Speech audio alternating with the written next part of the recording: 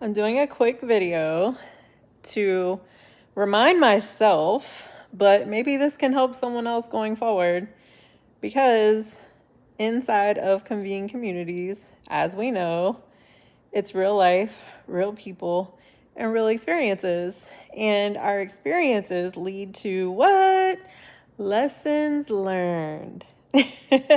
So, as our fearless leader, Matthew Curran, always says, every experience has a lesson learned. So, today I'm going to share with you a lesson I learned in my first transaction in real estate.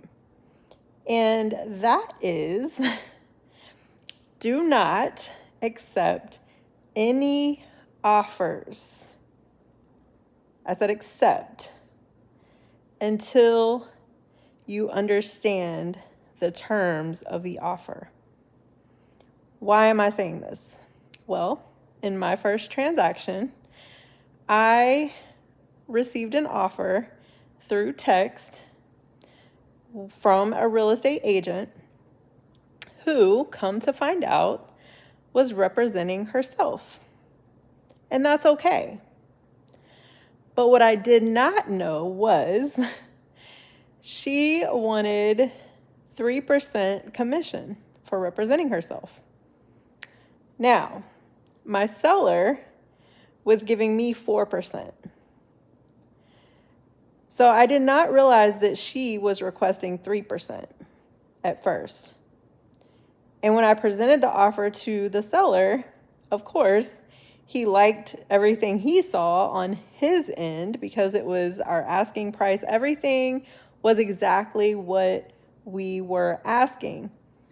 But when she said 3%, I thought, and he did too, that she was going to give the seller's realtor 3% for helping her. Now, for all my realtors, you will understand this. She did not have access to Supra. And guess what's on the door? Supra. So I had to either open the door for her, if I can talk, or there was a time where I was traveling for a speaking event and I was able to find another agent to go open the door for her. Now, you can probably already see the issue. She did not have to do much on her side, but I agreed eventually, and this was through a random encounter. I say random, but in my life, nothing is coincidence anymore. With a friend of a good friend, who I was staying with up in Atlanta, Georgia. She was a realtor in Georgia, and she looked at the contract, the first one, and she said, she wants your commission. So let's do the math. I was getting 4%. My seller was not planning on giving any more.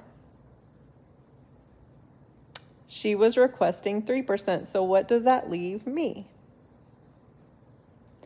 So had I signed that original agreement, I would have left myself with 1%. When guess who's been doing all the work? I did the open houses. I have made sure she's been able to get into the house every single time she needed to. I was facilitating. I have my transaction coordinator that I'm paying. I really messed myself up. Now, fast forward, I did tell her I would give her 2%, but why, right? What I should have done is stuck to my original, what I did on the listing contract, where I said I would share 1.5%. So what happened was she didn't look at that. She did not see that. But that was also a mistake on my part because I did not make that clear to her up front. Now, what I also learned throughout this whole entire process is she does not speak English. So, come to find out, she is from Cuba and she speaks Cuban and no English.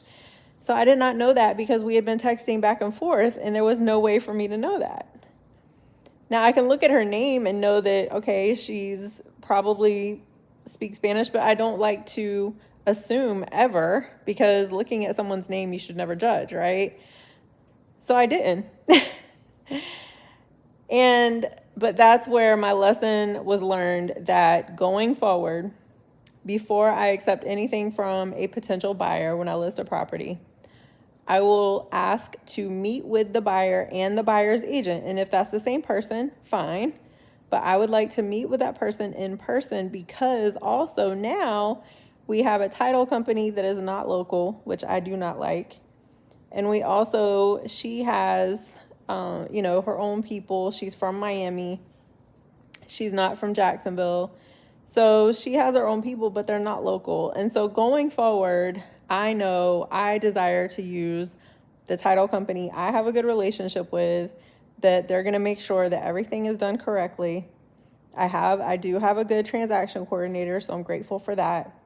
But I will not be giving up my commission. If anything, the seller can pitch in another percent somewhere. If the buyer's agent, wants half, he's going to have to do another percent, because I did way too much work for him to get that house sold to be giving up even half of my commission. Now, I'm not a greedy person, but I do know my worth and I know my value. And I know that when someone trusts me, I go above and beyond. So I know my value there.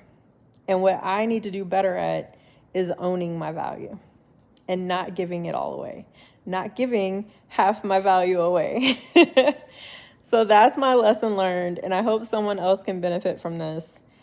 I will be doing a lot better going forward, and I wanted to do this video not just as a reminder for myself, but as I always say, I want to leave things behind.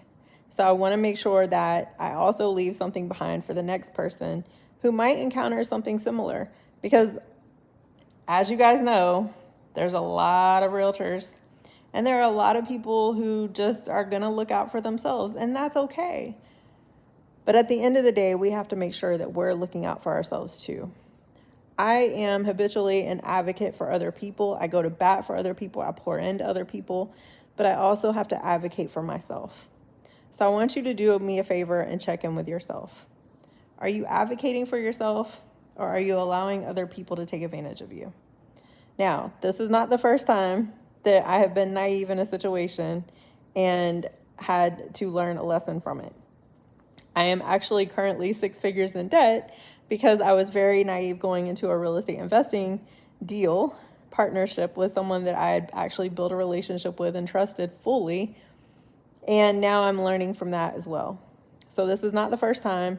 My entire life has been nothing but challenges. And so I'm actually grateful for all the challenges, because it teaches me something in every single one of them.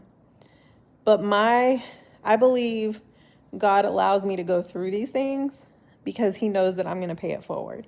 He knows I'm going to share these lessons. He knows that I'm going to look out for the people around me. So this is me looking out for you.